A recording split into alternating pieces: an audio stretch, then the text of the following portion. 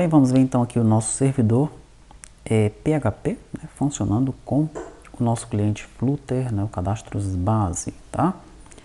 Bom, eu vou iniciar o servidor PHP, aí está rodando, daí eu vou executar o ngrok apontando para ele, tá?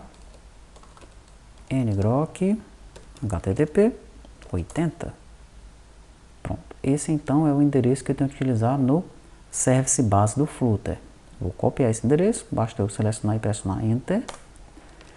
E no service base aqui, ó, eu vou alterar o endereço aqui, tá? Sendo que no caso do PHP, eu tenho que colocar aqui um /Phoenix, tá bom? Então, se de repente você pegar o service base aí do Flutter, né, estiver dando algum problema no teu servidor, né, dá uma olhada se tem esse /Phoenix aqui. Se teu servidor não for o PHP, basta você remover isso daqui e deve funcionar, tá? Só para o PHP que nós precisamos disso aqui. Pronto, então o servidor do PHP está rodando e o meu service base já está pronto para consumir esse servidor. O que é que eu vou fazer então? Eu vou aqui dentro da pasta do meu sistema, ó, Phoenix, do Flutter, e vou executar a aplicação a partir da linha de comando, tá? Eu quero ver ela funcionando aqui no navegador. Não vou abrir o VS Code, não vou abrir o Android Studio. Vou executar então e vamos aguardar. Muito bem, a aplicação já está em execução. Eu vou entrar em cadastros. Nós já vimos alguns desses cadastros funcionando, né? Pessoa, já vimos aí o cadastro do banco e da agência, cadastro do produto, tá? Então vamos dar uma olhada nos demais, né? Vou entrar no cadastro do cliente.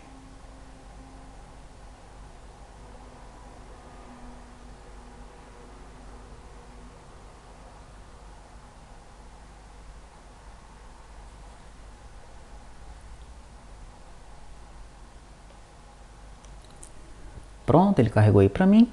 Veja que ele não está exibindo a data de uma maneira ideal, tá? Tá colocando aí ano, mês e dia, tá colocando o time aqui na frente, né? Então já fica esse exercício para você dar uma olhada, para você formatar a data da forma certa, tá?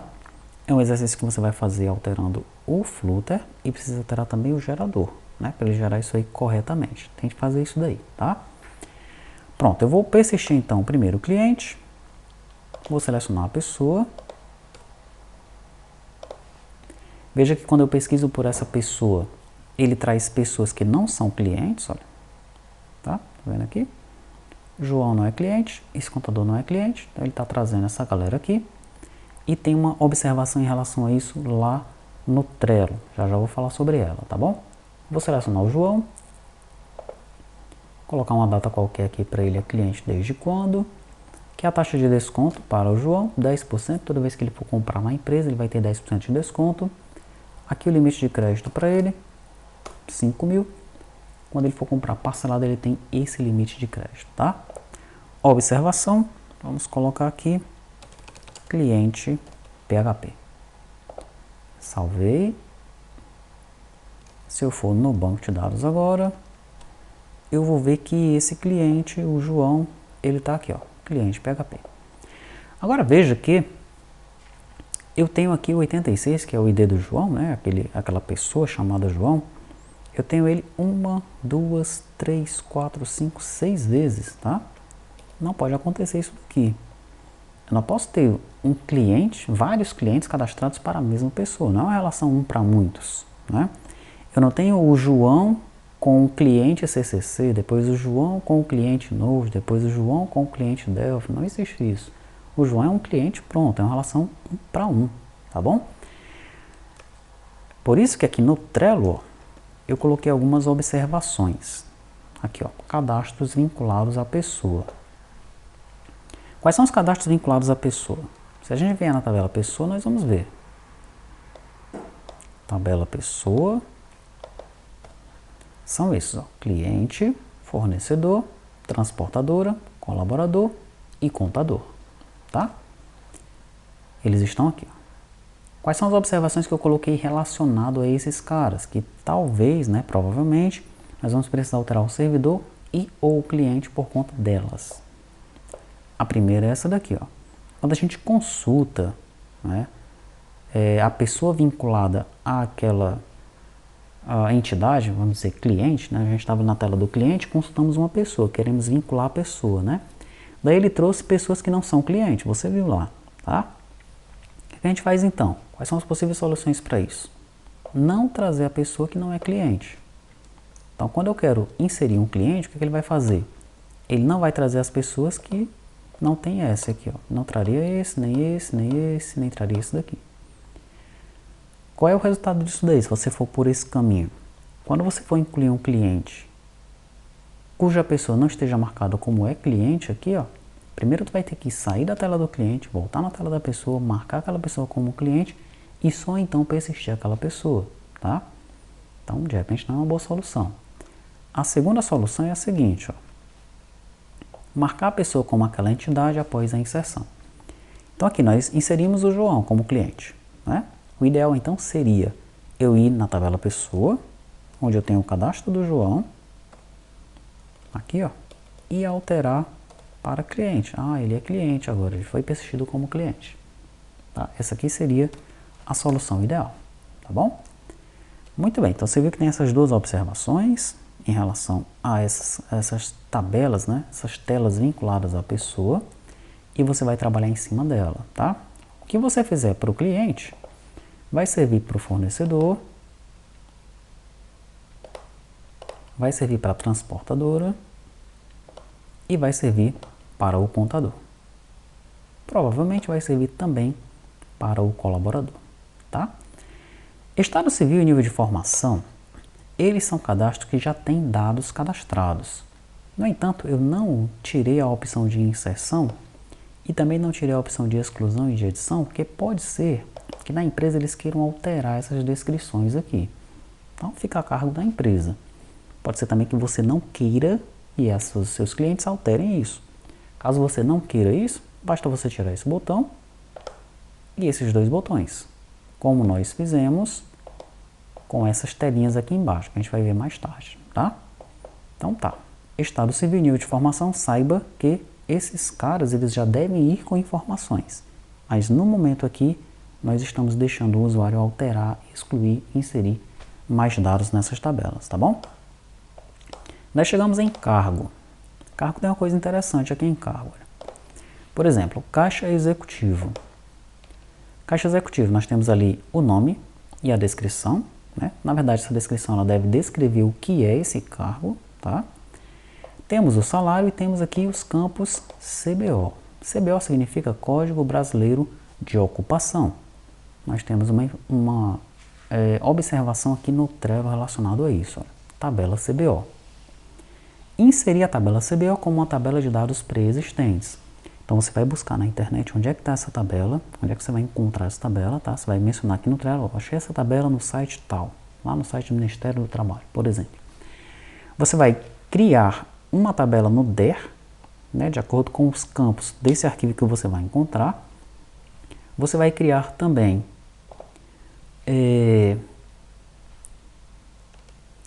um script de dados e vai colocar os dados dentro dessa tabela que você encontrou, tá bom? Depois que você fizer isso, daí tem uma outra observação aqui, ó, cadastro do cargo. Criar os lookups para os campos CBO, tá? Então você vai criar um lookup para esse cara e um lookup para esse aqui. Isso que vai acontecer em alguns momentos, tá? Nós temos lookups para os campos FK, né, para os campos de chave estrangeira. Mas vai ter momento em que a gente vai querer um código armazenado numa tabela e esse código já se encontra numa outra tabela pré-existente, como é o caso aqui do CBO. Como é o caso também, deixa eu mostrar um outro caso para você aqui, ó. Produto.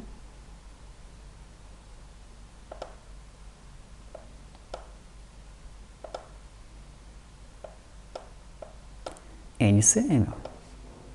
NCM, inclusive, nós temos essa tabela já no banco de dados, tá? Então aqui é para ser um lookup, tá? Senão o cara vai colocar um código qualquer aqui e vai dar um bom problema lá na frente, quando você for gerar arquivos oficiais na SPED, por exemplo, tá? Então se tiver um NCM errado lá, vai dar problema de validação, tá? Você vai ter problema com isso daí. Então aqui no lugar de você permitir que o usuário informe alguma coisa, você tem que ter um campo de lookup pesquisando naquela tabela, tá? Muito bem. Daí, é ideal que a gente altere o gerador de código para que, dependendo de um comentário que a gente colocar nesse campo, ele já gere um lookup? Pode ser, né? Pode ser. Você pode pegar a mesma ideia que nós pegamos para os campos FK e colocar nessa coluna e o gerador de código automaticamente vai criar um lookup nessa coluna aqui pra gente, tá? Então você vai trabalhar em cima disso aí, tá bom? Tanto de encontrar a tabela CBO, como de criar os campos de lookup aqui para a tabela cargo, tá? Tabela setor, né, ou janela setor, é um cadastro bem simples. Colaborador. Colaborador aqui é um cadastro mestre detalhe, tá? Como assim? Ele tem os dados mestre no colaborador. Deixa eu pegar logo um outro aqui, por exemplo esse. Aqui, ó. Ele vai ter os dados mestre do colaborador, né, a pessoa, o cargo, o setor e a matrícula. E no usuário, ele vai ter aqui os dados do usuário, tá bom? Tem uma observação aqui em relação a isso, olha. Usuário, papel, função. Fazer a tela de cadastro dos papéis vinculados às funções e arrumar o esquema de segurança da tela do usuário. Atualmente, né, quando nós persistirmos esse usuário, ele está colocando aqui os dados de usuário sem nenhum tipo de segurança. A senha está exatamente igual àquela que ele digitou ali na tela. Não pode ser assim. Essa senha tem que ser pelo menos um hash, tá? Para que alguém que abra o banco de dados não saiba qual é a senha daquele usuário, né? Então a gente tem que arrumar isso daí, por isso que tem essa observação aqui. E além disso, nós temos que arrumar essa questão do papel da função e do papel função, né? Isso é algo que pode ser feito um pouquinho mais lá para frente, tá? Mas eu já deixei essa observação aqui pra gente, tá bom? Ok? Daí nós temos aqui o cadastro do vendedor. O cadastro do vendedor tem uma coisa aqui interessante para você dar uma olhada. Quando eu vou inserir um vendedor, eu pesquiso pelo colaborador e ele tem aqui a matrícula do colaborador. Aí você diz, não quero a matrícula não, eu quero pesquisar pelo nome do colaborador. O problema é que você não vai ter o nome aqui, ó. Por quê? Porque na tabela colaborador nós não temos o nome do colaborador. O nome está lá na pessoa, tá? Como é que você pode resolver isso daqui? Você pode tirar o cadastro do vendedor daqui e colocar junto de colaborador. É uma relação 1 para 1 também, tá? Por que ele ficou separado? Porque aqui, ó, quando nós mapeamos os nossos objetos, né, em usuário, nós colocamos dentro de D colaborador um mapeamento 1 para 1 com o side inverso, tá bom? E o CRUD. Então ele sabe que esse cara aqui vai ficar dentro de colaborador, é um filho de colaborador, tá? Já o vendedor, no ID colaborador, nós colocamos o CRUD-R, ele também é 1 para 1. Colocamos o CRUD-R e o side local. Então o gerador sabe, ele quer uma janela só para ele, né? Como ele fez. Fez uma janela só para o vendedor, tá? Então se você quiser colocar esse vendedor dentro de colaborador, e é interessante que ele seja lá dentro mesmo, você vai alterar isso daqui para inverse, tá bom? Isso aqui para CRUD e coloca ele aqui dentro. Você pega lá, coloca os arquivos do servidor que foram gerados no teu servidor, coloca os arquivos que foram gerados no Flutter aqui dentro do Flutter, executa de novo, depois você vai no menu e remove esse cara aqui, tá? Eu quero ver se você vai conseguir fazer isso daí. Agora, se você quiser esse vendedor do lado de fora, sendo cadastrado à parte, e quiser ver o nome do colaborador no momento da pesquisa, daí é necessário criar uma view no banco de dados. Uma view que vai trazer os dados de pessoa e de colaborador. Nós vamos trabalhar dessa maneira mais para frente. A gente vai precisar saber o nome do cliente, o nome do fornecedor, o nome do colaborador, tá? O nome do contador. Mais na frente a gente vai precisar dessas views. Talvez já no módulo financeiro, né? Ali nos módulos do bloco financeiro a gente já vai ter que trabalhar com views. Então, se você não quiser que o vendedor esteja junto com o colaborador, espera mais um pouco para você ver como é que funciona a questão das views. E aí você pode implementar também para o vendedor, tá? Daí nós temos banco agência, a gente já viu, tem a conta caixa. Em conta caixa tem uma coisa interessante, porque a agência da conta caixa pode ser nulo, né? O valor pode ser nulo. Então, se a gente persistir aqui uma conta caixa só assim, ó, caixa PHP, ele é para persistir essa conta caixa, tá? Sem que reclame da agência. Nesse caso, no lado do Flutter, né? Eu removi a validação de obrigatório aqui para a agência, tá? Eu removi na mão, porque em conta caixa, o ID Banco Agência tem um nulo yes, tá? Ele pode ser nulo. A gente pode alterar o gerador para fazer isso também, tá? Lá no gerador, se a gente verificar que o campo é nulo, então a gente tira a validação do obrigatório. Pode ser assim, tá bom? Para os campos de lookup. Nesse caso aqui eu tirei diretamente no código do Flutter.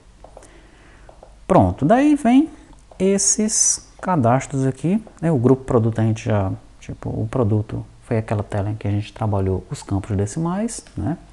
E esses outros cadastros da marca, o da unidade, o do grupo e do subgrupo, são cadastros bem simples, tá? Então não tem muito o que ver aqui em relação a esses cadastros, eles já estão funcionando aí de boa, tá? O mais complicadinho vai ser o do subgrupo, porque tem um lookup para o grupo, mas lookup por lookup você já aprendeu como é que funciona, né?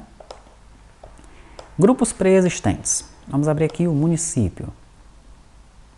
Você vai ver que ele vai trazer aí 5.300 e tantos municípios, tá? Inclusive faltando município na base de dados, porque nós temos 5.550 municípios no Brasil, né? Ele tem 5.390, faltam alguns aí, tá? Pronto. Então, veja, não tem o botão de inserção, ó. Ao selecionar o município, também não tem o botão de exclusão e de alteração, tá? É interessante ter essa janela de detalhe? É interessante. Por exemplo, em CFOP, pode ser que o usuário veja uma descrição muito grande aqui, ó. Então, para ele não ler aqui na grid, ele clica aqui na descrição, né? Clica no registro que ele quer e fica mais confortável para ele ler a descrição aqui, ó, tá? Isso é porque eu estou no navegador, imagina no celular, né? No celular vai ser horrível para ele ler a descrição por aqui, tá? Então, o ideal é que ele veja a descrição nessa janela, tá? Sem opções de exclusão e de alteração. Ok? Porque isso aqui são dados pré-existentes. Deixa eu abrir aqui a de NCM para mostrar uma coisa para você. No NCM você vai ver que ele vai trazer mais de 11.000 registros de uma vez. 11.564. Se na tabela NCM nós tivéssemos 500.000 registros, ele ia trazer de uma vez. Por isso mesmo que eu coloquei essa observação aqui, ó, filtro inicial. Analisar a possibilidade de fazer um filtro inicial no servidor que não envie todos os registros da tabela em questão, pois isso pode sobrecarregar o servidor ou a rede, tá bom? Então, a gente tem que ter esse filtro inicial, tá? Como é que vai ser esse filtro inicial? É o que você vai me falar lá no Trello, tá? Você vai abrir um cartão, vai colocar esse filtro inicial aqui, ó, e vai me sugerir, ó, eu acho que o filtro inicial deve ser dessa forma, e a gente vai trocar ideias ali no Trello em relação a isso aí, tá? E é isso, né? Você acabou de ver, então, o módulo cadastros base rodando aí com o servidor PHP, tá? Como nós estamos no treinamento, tem aí esses exercícios, essas observações para você trabalhar em cima, né? Quanto mais você trabalhar em cima, quanto mais você aprender, melhor é para quando você tiver o seu sistema em produção, tá?